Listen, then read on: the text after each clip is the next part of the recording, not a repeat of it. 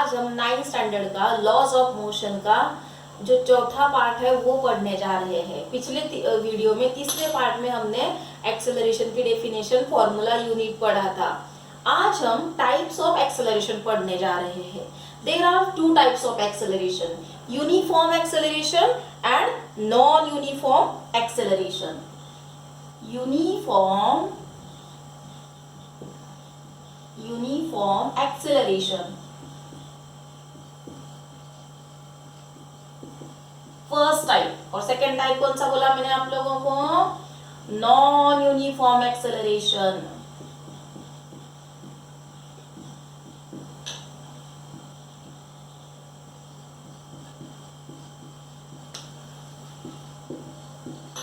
ये दो टाइप है इसके, ठीक है। तो बेटा चलो फर्स्ट हम यूनिफॉर्म एक्सेलरेशन का मीनिंग समझ लेंगे कि क्या होता है। If velocity changes by equal amount in equal time interval, the object is said to be uniform acceleration।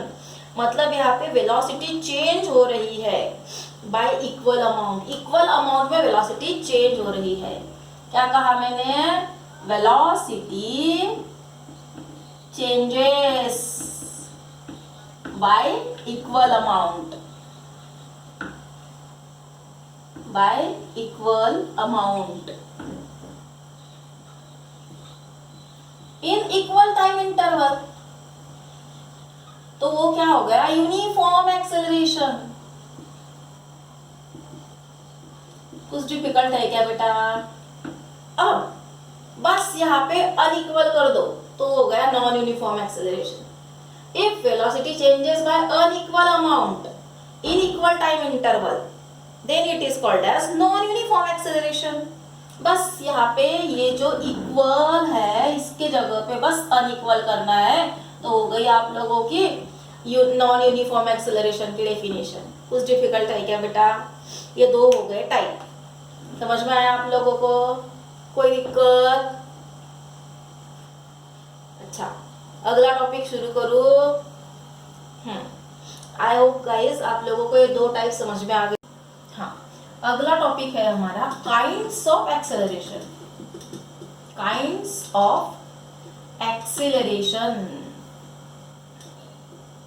मतलब ये इन शॉर्ट प्रकार ही है, ये अलग वाले प्रकार है। तीन प्रकार का एक्सेलरेशन है। First one is positive acceleration, positive acceleration. Second one is negative acceleration and third one is positive negative acceleration। और तीसरा टाइप है बच्चों अपना कि जीरो एक्सेलरेशन, जीरो एक्सेलरेशन। ये बात आप लोगों को समझ में आ रही है? तीन टाइप एक्सेलरेशन की, ये भी आप लोगों को अच्छे से समझ लेने हैं बेटा, बड़े ही आसान है, कुछ डिफिकल्ट है नहीं इसमें। तो पॉजिटिव एक्सेलरेशन मतलब क्या है? When velocity of an object increases then it is called as positive acceleration. इसमें क्या हो रहा है बच्चों? वेलोसिटी बढ़ रही है, इंक्रीज हो रही है। पॉजिटिव में वेलोसिटी इंक्रीजेस, अगर वेलोसिटी इंक्रीज हो रही है तो वो पॉजिटिव एक्सेलरेशन। नेगेटिव एक्सेलरेशन मतलब क्या? When velocity decreases then it is said to be a negative acceleration। अगर वेलोसिटी डिक्रीज हो रही है तो वो नेगेटिव एक्सेलरेशन होता है। Velocity decreases then it is said to be negative acceleration। Understand? हाँ, और जीरो एक्सेलरेशन मतलब क्या होता है? Zero acceleration when velocity of object does not change, इसमें velocity change ही नहीं होती है। velocity does not change then it is called as zero acceleration। तो आप लोगों को तीनों डेफिनेशन समझ में आई बेटा? पॉजिटिव एक्सेलरेशन मतलब क्या? वेलोसिटी जिसमें इंक्रीज हो रही है, ऑब्जेक्ट की वेलोसिटी इंक्रीजेस। नेगेटिव एक्सेलरेशन मतलब क्या? जिसमें ऑब्जेक्ट की वेलोसिटी डिक्रीजेस। जीरो एक्सेलरेशन मतलब क्या? Velocity does not change. Understand? कुछ दिक्कत है क्या इसमें? हाँ, तो जो पॉजिटिव एक्सेलरेशन होता है, ये पॉजिटिव एक्सेलरेशन, इसमें जो डायरेक्शन होती है एक्सेलरेशन की, वो वेलोसिटी के डायरेक्शन में होता है। अंडरस्टैंड? एक्सेलरेशन की डायरेक्शन वेलोसिटी के डायरेक्शन में, नेगेटिव एक्सेलरेशन में वो दोनों अपोजिट डायरेक्शन में होते हैं। सॉरी। हाँ बेटा, नेगेटिव एक्सेलरेशन में आप लोगों को एक बात और याद रखनी है। कौन सी? की नेगेटिव एक्सेलरेशन को ही और क्या कहा जाता है? डेसिलरेशन। डेसिलरेशन भी कहा जाता है, और it is also called as retardation. Retardation, ये दोनों नाम आप लोगों को याद रखने हैं। याद रखेंगे बेटा, ठीक है। नेगेटिव एक्सेलरेशन के दो नाम बताए मैंने, डेसिलरेशन and retardation.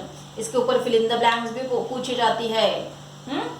The negative acceleration is also called as dash deceleration. Retardation means dash, retardation मतलब नेगेटिव एक्सेलरेशन। इस प्रकार से फिल इन द ब्लैंक्स पूछी जाती है इसके ऊपर। मोस्ट इंपॉर्टेंट, ये बहुत ही इंपॉर्टेंट है, इसके ऊपर की फिल इन द ब्लैंक्स आती है ज्यादा करके। Understand? I hope guys you understand this types of acceleration. अब हमें आगे डिस्टेंस टाइम ग्राफ के बारे में पढ़ना है। Distance time graph for uniform motion. Distance और टाइम का ग्राफ। टॉपिक का नाम क्या बताया मैंने? Distance time graph. ये जो होता है इसका distance time graph of uniform motion. Uniform motion पिछले वीडियो में पढ़े थे हम लोग, है कि नहीं बेटा? इसमें इस प्रकार से डिस्टेंस टाइम ग्राफ हम लोग बना सकते हैं। एक्स एक्सिस पे टाइम, वाई एक्सिस पे आप लोग डिस्टेंस ले सकते हैं। अंडरस्टैंड? और अगर ग्राफ बनाया हमने इक्वल टाइम इंटरवल में इक्वल डिस्टेंस कवर्ड होता है तो वो यूनिफॉर्म मोशन होता है। इक्वल टाइम इंटरवल में इक्वल डिस्टेंस कवर हो रहा है तो ये जो डिस्टेंस टाइम ग्राफ है इस प्रकार से एक स्ट्रेट लाइन में आ जाता है। Understand? Distance time graph is a straight line, वो एक स्ट्रेट लाइन होती है। अंडरस्टैंड? इस प्रकार से बच्चों आप लोगों को समझ में आ रहा है क्या? कोई प्रॉब्लम? तो distance time graph for uniform motion is straight line. आप लोगों के बुक में दिया है, आप लोग उसके हिसाब से ड्रॉ करके देख सकते हैं। अंडरस्टैंड? अगर हमने डिस्टेंस टाइम ग्राफ बनाया फॉर नॉन यूनिफॉर्म मोशन तो वो स्ट्रेट लाइन नहीं आता है। यूनिफॉर्म मोशन का डिस्टेंस टाइम ग्राफ कैसा होता है? स्ट्रेट लाइन, स्ट्रेट लाइन होता है। और नॉन यूनिफॉर्म मोशन का डिस्टेंस टाइम ग्राफ कैसा होता है? Is not a straight line, वो कर्व होता है, little what curve. Understand? I hope guys you understand this topic. अगला जो टॉपिक है नेक्स्ट वीडियो में पढ़ेंगे। प्लीज मेरी चैनल को लाइक करें, सब्सक्राइब करें। Thank you.